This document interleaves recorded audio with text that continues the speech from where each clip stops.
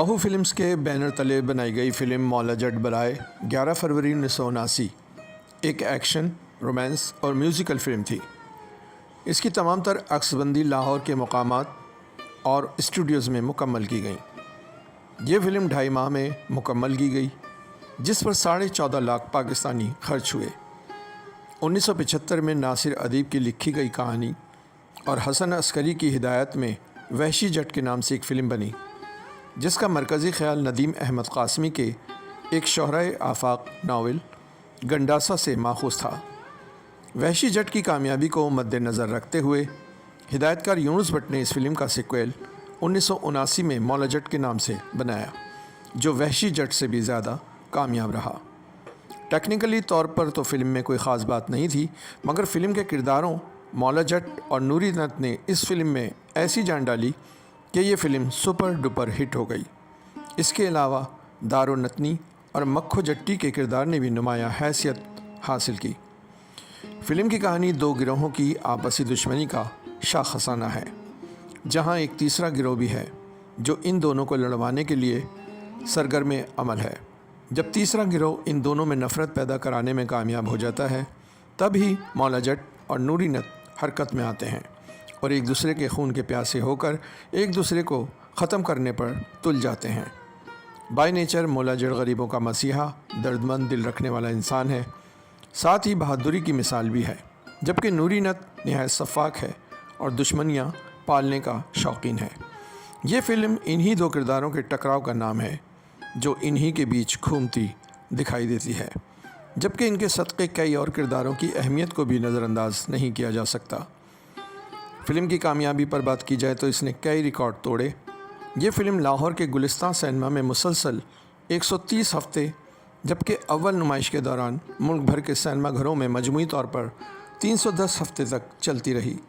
मगर अचानक फ़िल्म में शामिल एक पुरतशद्दुद सीन की वजह से चलती हुई फ़िल्म पर बैन लग गया और इसे फौरी तौर पर सिनेमा घरों से उतारने का हुक्म आ गया। नहीं मालूम कि इतने हफ़्तों बाद क्यों और कैसे इस सीन की ख़राबी का एहसास जागा। अगर इस फ़िल्म पर बैन ना लगाया जाता और जारी हफ़्तों को रोका ना जाता, तो ये फ़िल्म कई फ़िल्मों का रिकॉर्ड तोड़ सकती थी। पाकिस्तान में आईना को सबसे ज़्यादा सिनेमाओं पर लगे रहने का एजाज़ हासिल है, जबकि भारत में फ़िल्म शोले वो फ़िल्म है जिसका कोई फ़िल्म अब तक रिकॉर्ड नहीं तोड़ सकी है। मौला जट पहले आईना और फिर शोले का रिकॉर्ड तोड़ने जा रही थी। याद रहे कि शोले फ़िल्म 5 साल तक सिनेमाओं पर बराजमान रही थी। यही वो फ़िल्म थी जिसने लाहौर, पिंडी, फैसलाबाद और मुल्तान में अलग अलग गोल्डन जुबलीज़ की, जबकि सियालकोट और सरगोदा में इसने अलग अलग सिल्वर जुबली की। कराची सर्किट में इसे 23 मार्च 1979 को रिलीज़ किया गया था, जहां इसे तमाम बोली बोलने वालों ने बड़े शौक़ से कई बार देखा। हिदायतकार यूनुस मलिक थे और प्रोड्यूसर मोहम्मद सरवर भट्टी थे, जबकि तहरीर नासिर अदीब की थी। मौसीकी मास्टर इनायत हुसैन ने दी। कास्ट में सुल्तान राही, मौला जट और मुस्तफ़ा कुरैशी ने नूरी नत का किरदार अदा किया, जबकि दारो का किरदार आसिया ने। बाकी मानदा अदाकारों में चकोरी, सीमा, कैफ़ी, आलिया, असद, लाडला, रानीला, इलियास काशमरी, अदीब और शकील शामिल थे। एक ड्रामा फ़िल्म एक फ़नकार के हवाले से गौर किया जाए तो फ़िल्म का मरकज़ी किरदार मौला जट सामने आता है। ये किरदार वैसे तो नदीम अहमद क़ासमी का तख्लीक करदा है, जो गंडासा के साथ कई लोगों को अकेला मार गिराता है, मगर इस किरदार को बड़े पर्दे पर लाने का सहरा नासिर अदीब और यूनुस मलिक के सर जाता है। ये किरदार जो बला का बहादुर है, इंसाफ पसंद है, जट कबीले की जान है। दारो जो एक हसीन जट्टी है, मौला जट की महबूबा है।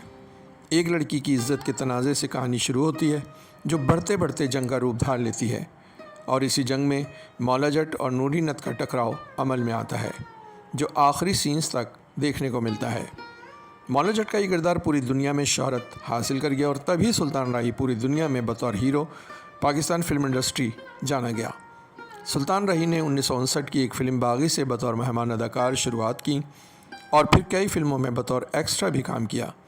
शोबिज़ की चकाचौंध दुनिया में उन्हें बहुत कुछ ऐसा सुनने को मिला कि अगर कोई आम बंदा होता तो ये फील्ड ही छोड़ जाता, मगर हकीकत में वो बड़े दिल गुर्दे के मालिक थे।